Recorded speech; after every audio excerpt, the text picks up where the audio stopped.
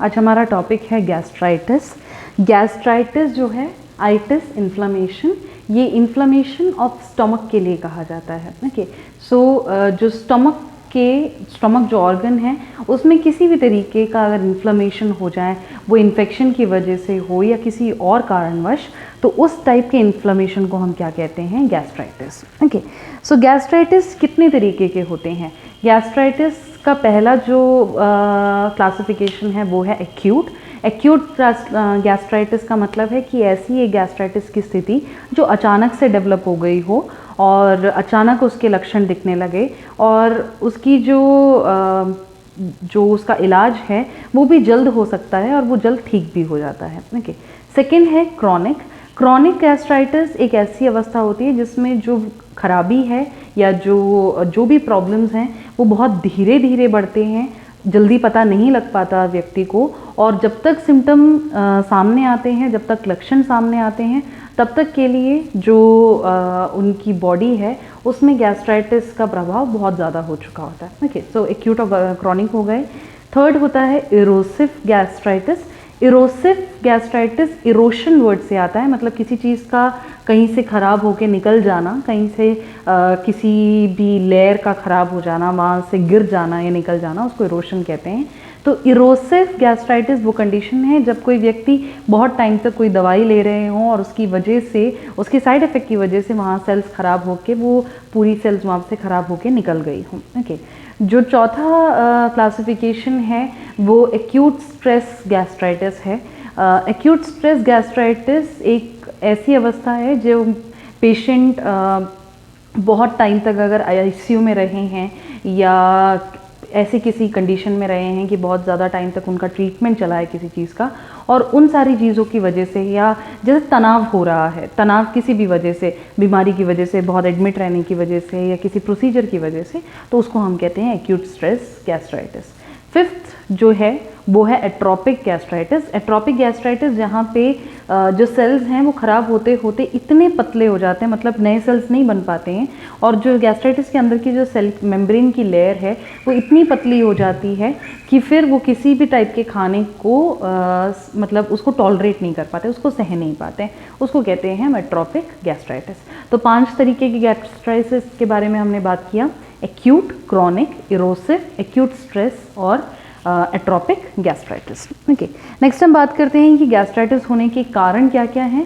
Gastritis होने के कारणों में सबसे पहला कारण आता है कोई इन्फेक्शन, जिसमें हम बात करेंगे बैक्टीरियल इन्फेक्शन के बारे में। एच पाइलोराई या हेलिकोबैक्टर पाइलोराई जो होते हैं उनके इन्फेक्शन की वजह से, या अगर बैक्टीरियल नहीं है तो वायरल इन्फेक्शंस की वजह से भी हो सकता है गैस्ट्राइटिस। इसके अलावा अगर व्यक्ति की आदत है स्मोकिंग की, ड्रग्स लेने की, इलीगल ड्रग्स लेने की, या फिर वो शराब पीते हैं तो इसकी वजह से हो सकता है। बहुत गर्म खाना खाते हैं या गर्म लिक्विड पीते हैं, बहुत ज़्यादा स्पाइसी, बहुत मसालेदार, बहुत तीखा अगर खाना खाते हैं तो उसकी वजह से हो सकता है। इसी के साथ साथ अगर वो कोई दवाई ले रहे हैं, जैसे दर्द निवारण के लिए जो दवाइयाँ होती हैं जिसको हम एनाल्जेसिक्स कहते हैं, एनाल्जेसिक हो गया या इस तरीके के एंटी इन्फ्लेमेटरी ड्रग्स हो गए, उनकी वजह से भी देखा गया है कि स्टमक के अंदर जो है उनकी लाइनिंग में बहुत ज़्यादा इन्फ्लेमेशन हो सकता है। इसके अलावा अगर पहले से कोई प्रॉब्लम चल रही है जिसकी वजह से बार बार जो एसिड है उसका रिफ्लक्स हो रहा है, तो उसकी वजह से ऐसा हो सकता है। ओके, बहुत ज़्यादा अगर मैदा या ऐसी चीज़ों का खाना खा रहे हैं जिसको पचाने के लिए बहुत कठिनाई हो रही हो डाइजेस्टिव ऑर्गन्स को बॉडी में, उसकी वजह से हो सकता है। ओके, पानी की कमी की वजह से प्रॉपरली अगर पोषक आहार बॉडी में नहीं मिल रहा है, उसकी वजह से बहुत ज़्यादा उम्र हो जाती है किसी की, तो उस बढ़ती आयु की वजह से, इन सब चीज़ों की वजह से गैस्ट्राइटिस होने के चांसेस बहुत ज़्यादा हैं। ओके, नेक्स्ट हम बात करते हैं कि गैस्ट्राइटिस के क्या लक्षण होंगे। सो गैस्ट्राइटिस वाले पेशेंट्स को जहाँ स्टमक है वहाँ पे दर्द रहेगा, तो पेट के जो ऊपरी भाग है, एपिगैस्ट्रिक जो अपर एरिया है, वहाँ पे दर्द रहता है।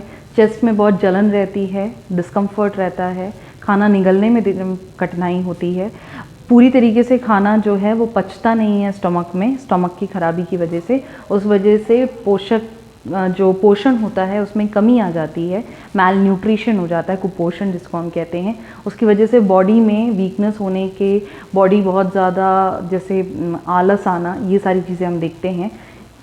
इसी के साथ साथ हम देखते हैं कि खाना पच नहीं पाता है, इस वजह से पेशेंट जब भी कुछ खाते हैं या कोई भी लिक्विड जब पीते हैं तो उन्हें बहुत ज़्यादा नौजिया या वॉमिटिंग जैसा लगता है।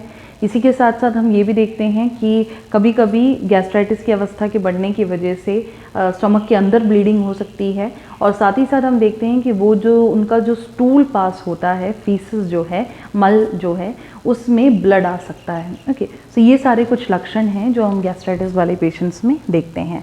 नेक्स्ट हम बात करते हैं कि जांच क्या क्या करा सकते हैं। तो जांच के लिए हम प्रॉपर एक हिस्ट्री ले लेते हैं, पूरी हम उनकी बारे में पता लगा लेते हैं कि उनकी फैमिली में किसी को प्रॉब्लम तो नहीं है, उनकी आदतें कैसी हैं, ताकि हमें पता लगे कि किस कारणवश उन्हें गैस्ट्राइटिस हुआ है। उसके बाद हम ब्लड टेस्ट करा सकते हैं, ब्लड कल्चर करा सकते हैं ये जानने के लिए कि किसी तरीके का इन्फेक्शन तो नहीं है। एंडोस्कोपी कराया जा सकता है। ओके, इसके अलावा बायोप्सी किया जा सकता है। बायोप्सी में टिश्यू निकाल कर ये पता लगाया जाता है कि ये सिर्फ इन्फ्लेमेशन है या कोई तरीके का ट्यूमर है या कोई और प्रॉब्लम है, तो वो हमें बायोप्सी से पता चल जाता है। इसके अलावा एक्सरे, सीटी, एमआरआई, ये चीज़ें भी की जा सकती हैं। ओके, सो ये सब हो गए जांच में। नेक्स्ट हम बात करते हैं कि इलाज किस तरीके से किया जा सकता है। तो मेडिकली जो मेडिसिन्स हैं उनकी मदद से अगर इलाज की बात करें तो हम इसमें पेशेंट को कुछ ऐसी दवाइयाँ देते हैं जिससे उनकी जो एसिडिटी है वो कम रहे और एसिड रिफ्लक्स जो है वो कम हो जाए। इसके लिए हम एंटासिड दे सकते हैं, प्रोटॉन पंप इनहिबिटर्स दे सकते हैं। ओके, इसके अलावा दर्द कम करने के लिए हम एनाल्जेसिक्स देते हैं। जो कुपोषण हो रहा है उनके शरीर में उसकी भरपाई करने के लिए हम मल्टीविटामिन्स या सप्लीमेंट्स दे सकते हैं। इसी के साथ साथ अगर ज़रूरत है तो हम उन पेशेंट्स को फ्लूइड लगा सकते हैं, आईवी इन्फ्यूशन, जिसकी मदद से उनका जो प्रॉब्लम है वो थोड़ा कम हो जाएगा। तो ये सारी चीज़ें हम नॉर्मली पेशेंट्स के लिए कर सकते हैं। ओके, नेक्स्ट हम बात करते हैं सर्जिकल मैनेजमेंट की। सर्जिकल मैनेजमेंट में हम यहाँ पे गैस्ट्रिक रिसेक्शन कर सकते हैं, उतने भाग को हटा देना जो बिल्कुल ही ख़राब हो गया हो, ताकि बाकी एरिया में जो खराबी है वो ना फैले। इसी के साथ साथ गैस्ट्रोजेजुनोस्टोमी किया जा सकता है, जिसमें जो पाइलोरिक एरिया होता है वहाँ अगर बहुत ज़्यादा खराबी है तो उतने एंड के एरिया को हटा दिया जाता है, और फिर जिजुनम से जो इंटेस्टाइन का भाग है उससे वो सर्जिकली जोड़ दिया जाता है, ताकि अब वो ठीक से काम कर सके। उससे स्टमक का जो साइज़ होता है वो कम हो जाएगा, लेकिन थोड़ा बहुत वो ठीक से काम करने लगेगा। तो ये हम सर्जरी में कर सकते हैं। ओके, सो ये था गैस्ट्राइटिस के बारे में। आई होप कि आपको ये टॉपिक समझ में आया होगा। इससे रिलेटेड अगर आपको कोई भी डाउट है तो आप पूछ सकते हैं। Thank you.